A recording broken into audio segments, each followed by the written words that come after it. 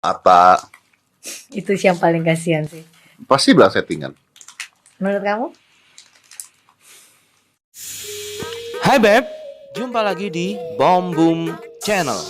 Channel yang menyajikan berita sekaligus menggali hikmahnya dan pelajaran yang ada di dalam setiap peristiwa. Halo guys, para penggemar Atta dan Aurel, setting-men-setting di dunia selebritas sudah biasa. Dan dunia ini memang penuh dengan settingan. Karena dunia ini memang panggung sandiwara. Ceritanya mudah berubah. Maafkan aku. Kenapa kamu minta maaf? Aku udah merusak impianku. Kamu punya pacar kan? Kenapa kamu minta maaf? Kan kamu tidak salah apa-apa. Seperti lagu saja ya. Dunia ini panggung sandiwara memang.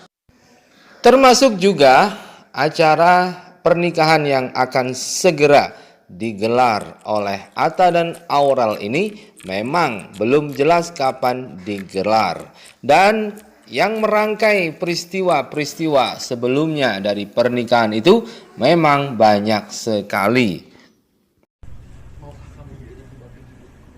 Untuk sekarang dan selamanya sampai kita mati nanti. Nangis. Ambil dong capek nih. Yang paling heboh tentu kembali hadirnya wanita-wanita yang pernah dekat dengan Atta Halilintar. Yang terbaru tentu Salma Vina yang tiba-tiba muncul karena dia dirawat di rumah sakit dan muncul isu kembali bahwa Salma Vina sakit karena Atta Halilintar mau menikahi Aurel. Dan dulu sempat beredar kabar bahwa ayah Salma Vina, Sunan Kalijaga, menjodohkan Atta dengan putrinya itu. Kan, cepetan, bayar lunas ya, jangan kredit ya. Bang, jangan takut, pilih aja bang. Ayo, jangan nangis loh. Pilih yang mana? Ambil. Ambil, surat kuasa udah di tangan, ambil. Bener nih, aku mau yang ini ya.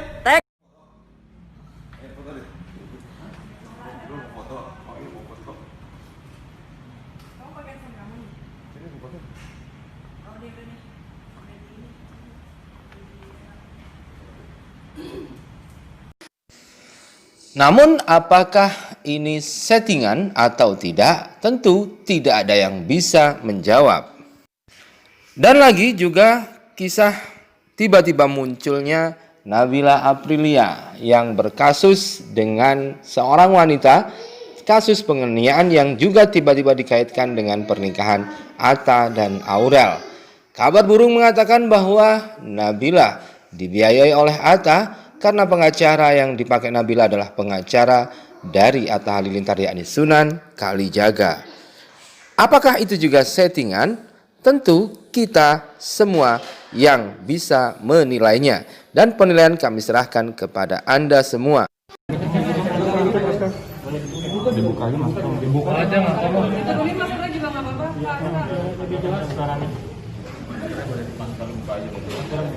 Transparan lagi apa yang terjadi. Jadi kami tunggu, kami sangat senang. Kalau memang itu mau buka-bukaan, tentunya pasti kita akan layani. Kami akan siap menempuh jalur hukum yang lain.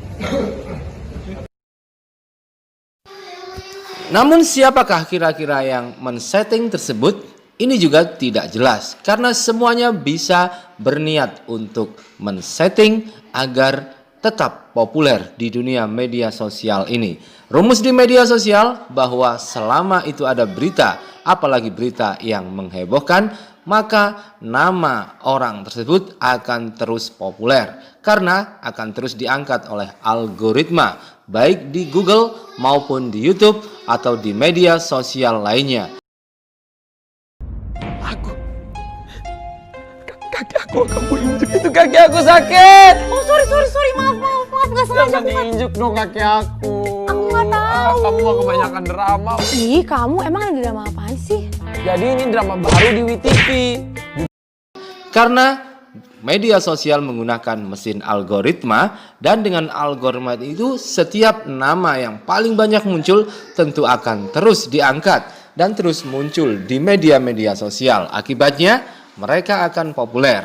Efeknya lagi, mereka akan banyak mendapatkan viewer dan followers. Efeknya, tentu ujung-ujungnya adalah duit, guys. Oke guys, thank you for watching. Jangan lupa di like, comment, subscribe, jangan lupa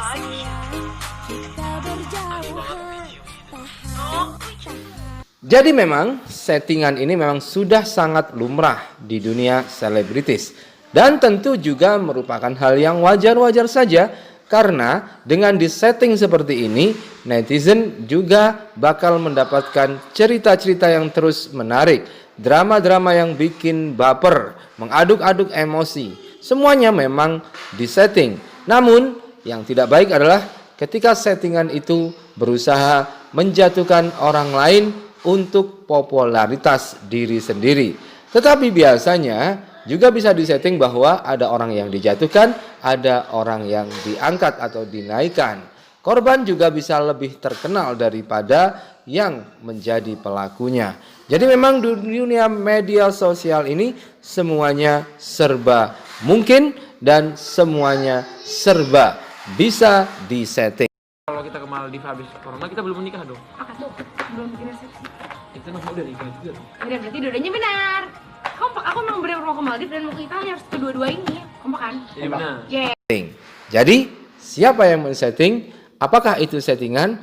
Tentu yang bisa menjawab adalah para pelakunya sendiri dan juga Anda semua sebagai penikmat dunia selebritis. Nah, jika kita tahu bahwa semua sudah bisa disetting, maka yang paling penting adalah men-setting pikiran Anda sendiri, men-setting jiwa Anda sendiri, men-setting hati Anda, men-setting kepribadian Anda, sehingga tidak mudah larut, tidak mudah baper dengan cerita-cerita yang mungkin saja itu settingan. Kalau itu sekiranya bermanfaat untuk Anda, maka ikuti dan ambil manfaatnya. Namun jika Anda anggap tidak bermanfaat, maka settinglah pikiran, hati dan jiwa Anda untuk yang lebih bermanfaat daripada itu semua. Kemampuan men-setting pikiran, hati dan kepribadian ini menjadi sangat penting di dunia media sosial ini. Karena kebahagiaan kita akan ditentukan oleh settingan hati dan pikiran kita sendiri.